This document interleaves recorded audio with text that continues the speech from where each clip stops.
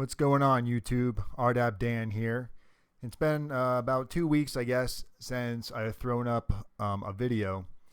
Just been a little busy with home confinement and working my new hours, so I haven't really had as much time as I'd like.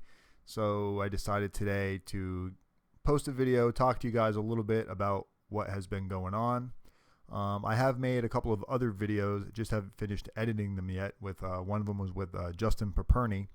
So that will probably be up in the next few days. Home confinement's pretty good, guys. I'm not gonna lie. It's way better than being stuck in the federal halfway house, and it's definitely way better than being in federal prison. The downside is you can't really go anywhere, so you're stuck in your house. I go to work from 7 in the morning to 3 in the afternoon now, so I'm done at 3. So come 3 o'clock in the afternoon, I've pretty much got the rest of the day to myself, just not a whole lot to do with it. The neighborhood I live in has, a community clubhouse and things like that. So I can go to the gym over there and go to the hot tub, and, there's a TV room, but even that gets a little bit boring doing the same thing over and over again. But I don't have that much longer left. September 23rd, right around the corner, because today is June 28th. So we're almost in July. So it's pretty much done. Just got to hang in there a little bit longer. They make random check-ins too, just to make sure you're home. They actually stopped in today. Got a knock on my door, and I'm like, man, who the heck could that be? And sure enough, it was one of the case managers from the halfway house came to check on me, make sure I was actually here. They've got me on GPS as well, so I don't know where else they think I'd be. All they got to do is look at the GPS, I guess. But it's their job, so doing what they got to do. I've been getting quite a few emails and comments, mostly about ways people can save money in prison, things that they can do to save money. And other than being conservative on what you eat and budgeting your commissary list and not ordering, everything that you see on there, because I'll tell you, when you get in there, it's real easy to spend $300 a month on commissary. I mean, you can do that without batting an eye. And so many people are doing it that you feel at times like, God, I got to do it just to keep up with, it's like keeping up with the Joneses. You want to keep up with your neighbors. So you're like, oh, having a lot of commissary is like having a nice car in your garage, I guess. But one of the things that you can do for your loved ones, and you can even do this if you haven't already gone in yet and you're getting ready to go in, this can save you about $300 a year if you're going to be in there for at least a year. And it's basically your inmate phone service. When you call home, chances are you're not going to be calling local. You're going to be calling some sort of a long distance area.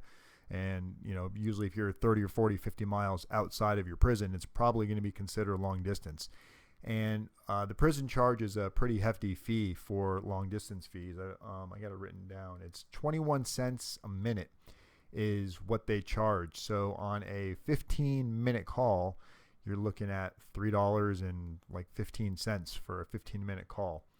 You're looking at like $63 a month in inmate phone calls if you're going to be talking, using up your 300 minutes per month. That's all you get, except for the holidays. Like November, December, they give you an extra 100 minutes, so you get 400 minutes.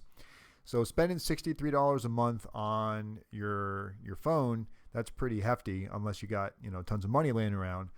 But what I did while I was in there, I shopped around, and there's these companies out there that offer inmate phone services where you get a discounted.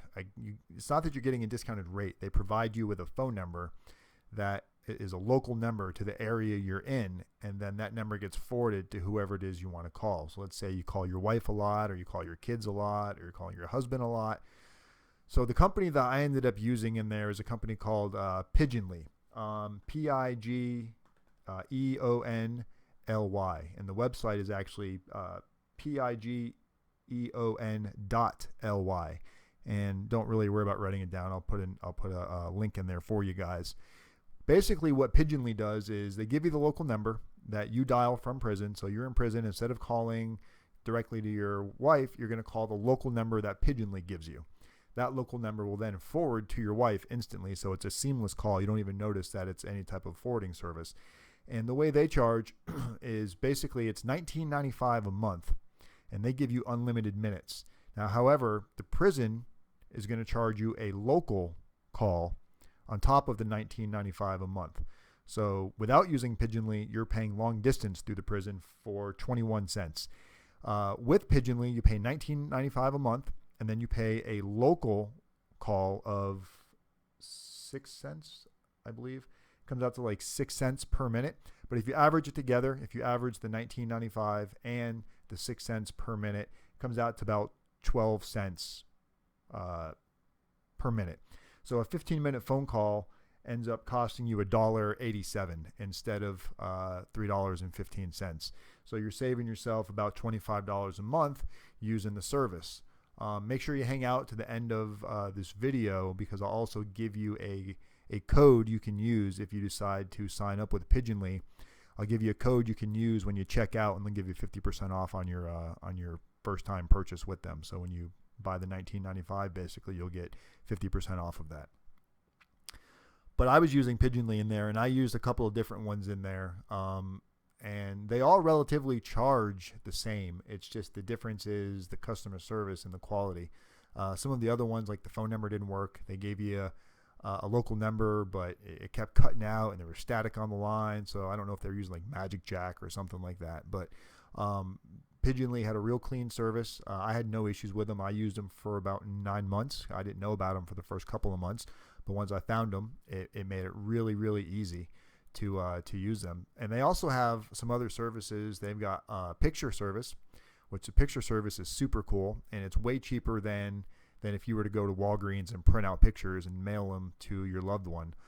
Basically what it is when you sign up for their service, you just text or email the picture that you want to send right to Pigeonly with your inmate's information in there, and you'll set up your inmate's information one time when you set up a profile. Then you just load it with pictures, and you click which pictures you want to send, and Pigeonly sends them for you. And it's good quality. You can include notes in there if you want to put like a little like I love you in there with the pictures. You can add notes. I think it's like 20 cents a note or something like that. But overall, the pictures, I want to say they're like 6 cents a picture. And that's cheaper than if you were to go to Walgreens and go out of your way and do that, especially if it's like you got kids that want to send pictures and they don't have the ability to go print, or you have an elderly mom or dad or somebody that doesn't have the ability to go there and print. So I was really taking advantage of it. I enjoyed it. So that's just some information for you guys. So check out in the comments and stuff, and in the description of this, I'll put a link for it so you guys can take a look at it and let me know what you think. But other than that, guys, things have been going really well. I'm really enjoying my freedom. I got a buddy of mine who just got out of Rdap. He's in a halfway house right now in Orlando. He was a really cool dude that I was locked up in there with. I met him in Rdap. His name was Casimir. Elford is his name. Elford, not Alfred. Elford Casimir. He's an actor. He was a character for sure. And we have similar stories, as we both made it through Rdap. We both graduated. The difference is he actually ended up getting recycled. He didn't make it through the first round. He got knocked back 90 days. So he's going to be home on his home socials. The home socials are when you're living in the halfway house and you get to go home just for the weekends. So usually you get like a 12-hour, a 24-hour, and then a 48-hour social. They make you do that before you really get to go to home confinement. So once he's home, he's going to come on and he's going to talk to you guys. And dude, I love this guy. I would actually say me and this dude had a bromance while we were in Coleman Low. We used to walk the yard every night together, and we just have great conversations and laugh, and had a lot of similar interests. I wouldn't say he was a bad guy. He made a dumb decision. You know, he got caught with some drugs. He was actually semiing. When you see this guy, you would never in a million years believe his story if you didn't read it yourself. But yeah, he was a 18-wheeler truck driver, and he was driving drugs, and that's how he got caught. But the guy does not look like a truck driver at all. He looks like Mr. GQ and worried about his hair and stuff like that. But great dude, great personality, always has a good outlook. Even when they recycled him, he was pissed off for a minute, but he was like, whatever. You know, he didn't have a long sentence. He just took it on the chin and did what he had to do and got out of the program. But I'm going to look forward to introducing you to him, because he'll help give some insight to you guys that are trying to get into Rdap. And most of you that are trying to get into Rdap, like, you're not looking past getting into it. You're forgetting about the whole concept of getting through Rdap. That's the hard part. Getting into Rdap is not rocket science. Getting through Rdap is like a maze, and the cheese is scattered, and you can't find the cheese. And when you get to the cheese, it's rotten cheese. So it's going to be interesting to talk to Casimir. I'm really looking forward to that. doing a lot more work with Justin Perperny, who is a pretty reputable prison consultant. I'm sure if you guys have watched my videos, there's a good chance you've watched Justin's videos as well. So I'm definitely taking a lot of tips from him, and there's a lot of clients that have a lot of questions and need a lot of help.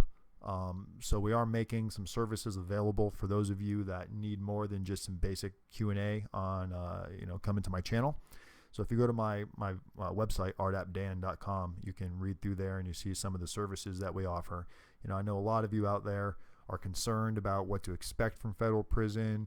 What kind of time are you going to do in federal prison? What is the first few days of federal prison going to be like? If you're going to a low or a camp or a medium or a pen, what should you expect? Is your attorney really doing the best work possible for you? And do you even know how to gauge if your attorney is doing what he really should or shouldn't be doing for you? So these are some things that, based on experience, that we can shed a little bit of light on for you.